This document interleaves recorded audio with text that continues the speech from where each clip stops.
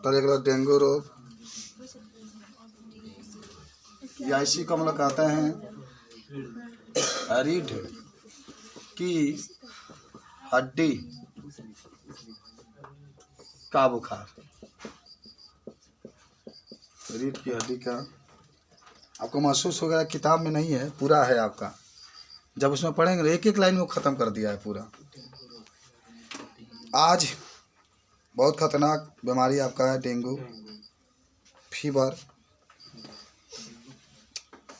या डेंगू बुखार, या डेंगू रोग, या रीढ़ की हड्डी का बुखार, जो भी कहिए। चाहे तो आप अंग्रेजी में लिख सकते हैं डेंगू डिजीज, डिजीज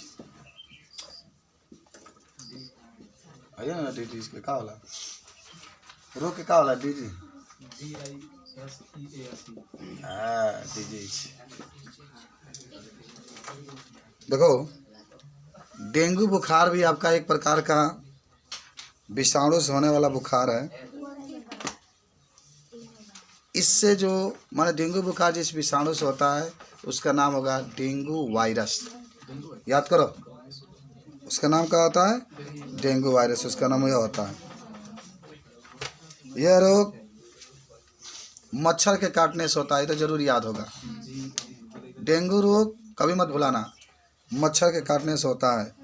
और कौन मच्छर, एडिज इजिप्टाई, एडिज इजिप्टाई, ये मच्छर का नाम है। ठीक है, तो पहले इतना लिखते हैं तब लक्षण के बारे में लिखेंगे। लिखो, देखो डेंगू बुखार, डेंगू बुखार डेंगू मच्छर के काटने से होता है। डेंगू मच्छर के काटने से होता है। हाँ यार, बोले डेंगू मच्छर ना, डेंगू विषाणु है, लिख लेना डेंगू विषाणु, तब मच्छर पुस्तक में लिख लेना। आगे लिखना, इस मच्छर के प्रजाति का नाम, जो प्रजाति की मच्छर होता है, एडिज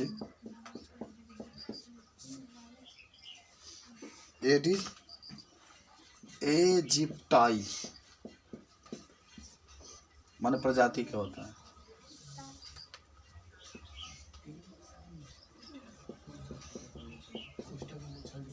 ठीक है, एडिज इजिप्टाई प्रजाति के मच्छर होता है। अब आइए लक्षण, माने इतना जानो कि मच्छर काटने से होता है। लक्षण, अंग्रेजी में इसको लक्षण को जानते ही होंगे आप,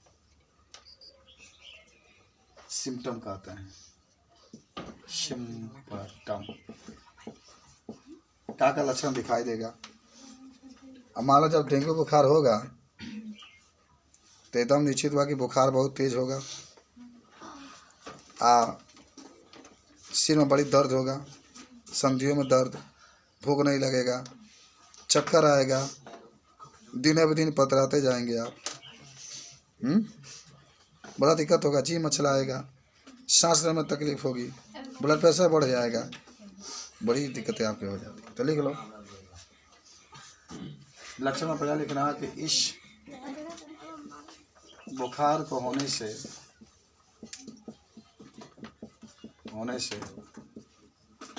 सिर दर्द, तेज बुखार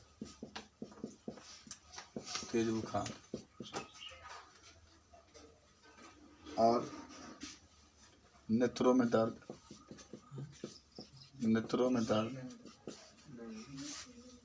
मांस पेशियों में दर्द,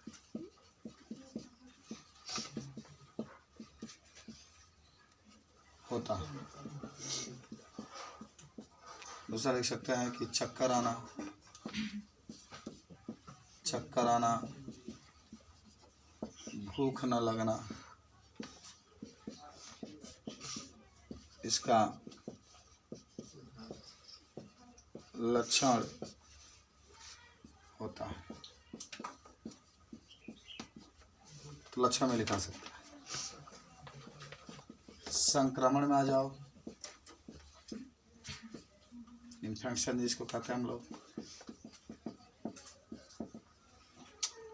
देखिए जब ये रोग होता है तो इस रोग को मच्छर एक व्यक्ति से दूसरे व्यक्ति में पहुंचाते हैं। माने क्या होता है कि रोगी के शरीर को काटने के बाद यदि मच्छर दूसरे व्यक्ति को काटे तो यह रोग हो जाता है।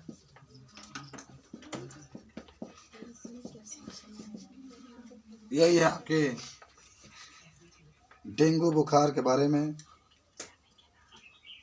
आपको बता दें।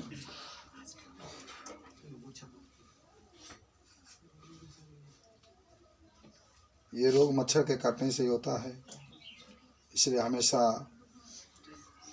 मच्छरदानी लगाकर ही सोना चाहिए। इस रोग के परीक्षण किया जाता है, टेस्ट किया जाता है कुछ। अगर आप लिख लेंगे तो बताइए, लिखा गया? कैसे आप इसका परीक्षण करेंगे? माने डॉक्टर के पास जाते हैं ना तो जांच लिखते हैं ना, जांच ये जांच करा के तो उसमें एक एलिसा किट द्वारा जांच होता है, एलिसा जांच होता है, एक ऐसे जांच होता है और एक reverse transcriptase polymerase chain reaction होता है। ये डेंगू के परीक्षण होता है आपका। टेस्ट ऑफ डेंगू, मिटा दे इसको, ऊपर मिटा रहे हैं। तो अब जो बातें होंगी उसका नाम होगा डेंगू का परीक्षण, यानी टेस्ट ऑफ। क्या आप जानेंगे कि आपको डेंगू हुआ है तो इसके लिए आप जांच कराना पड़ता है। कौन जांच कराएंगे इसी के बारे में आपको आज जानना। तो पहला जांच होता है, उसका नाम होता है एलिसा। उसका नाम क्या होता है? एलिसा। देखिए मैं चाहूँगा कि आप इसको कहीं जान जाए। एलिसा जब कहेगा तो एलिसा का पूरा नाम कहीं जान, ठीक है? एलिसा ये जांच होता है। देखो इसका पूरा नाम होता है एंजाइम। याद कर लो सब लोग याद करो आज। Enzyme linked, enzyme linked immuno अतः इनहिबिशन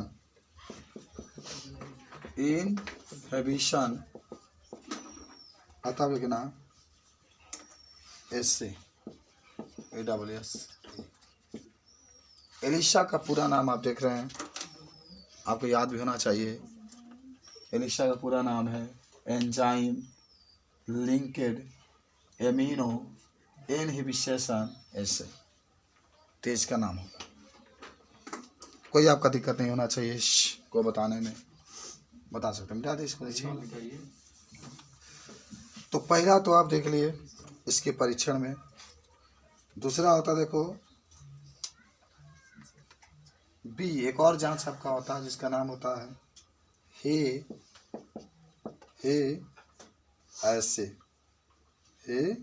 ऐसे।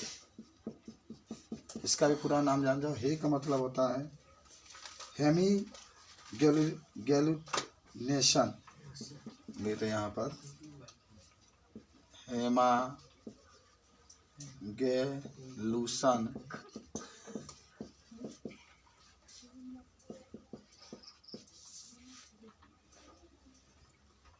इनहिबिशन। आई के मतलब इनहिबिशन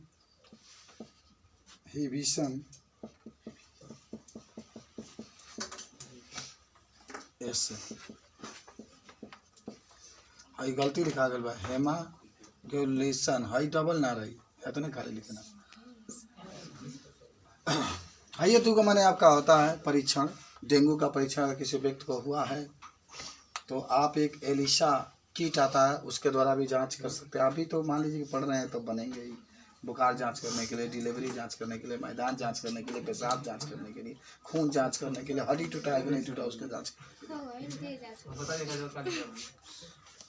आपको हम बता दें कि अगर ये रोग हो गया है, डेंगू रोग हो गया है, तब तो ठीक है, बचाव ही हमें हो गया तो ठीक है। अब क्या किया जाएगा, दवाई कराना पड़ेगा, लेकिन बचाना चाहिए। क्या करना चाहिए, पहला है कि हमें मच्छरों को अपने पास नहीं बुलाना चाहिए। हाँ, कौन बुलाता है, पानी लगा दोगे अपने पास तो आ नहीं जाएगा, बुलाने का जाएगा। रात के समय मच्छरदानी लगा कर सोना चाहिए। हालांकि डेंगू बुखार का कोई दवाई नहीं होता है, लेकिन फिर भी डेंगू बुखार अगर आपको होता है तो आप पैरासीटामॉल का यूज कर सकते हैं। पैरासीटामॉल का आप यूज कर सकते हैं, लेकिन एस्पिरिन एक दवाई होती है, वही बुखार वाला ही होता है, इसका कभी भी प्रयोग नहीं करना चाहिए, काहे कि तुरंत साइड इफेक्ट इसके ऊपर पड़ता है। ये बात आपको होना चाहिए। तो लिख लो।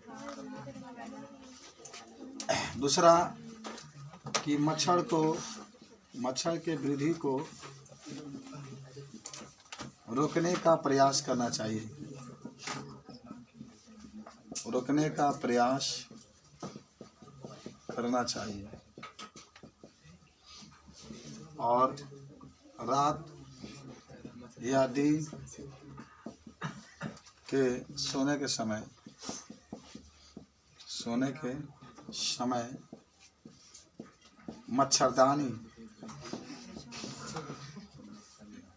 मच्छरदानी को लगाकर, हालांकि जाली यहाँ पर लिख सकते हैं, जाली को लगाकर सोना चाहिए। मॉस्किटो नेट लिखिए ना। और तीसरा है कि डेंगू बुखार को लिखें। हो जाने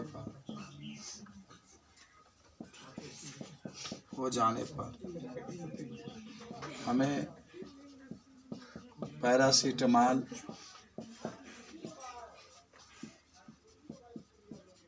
औषधि का प्रयोग करना चाहिए। इसमें एस्पिरिन का प्रयोग नहीं करना चाहिए।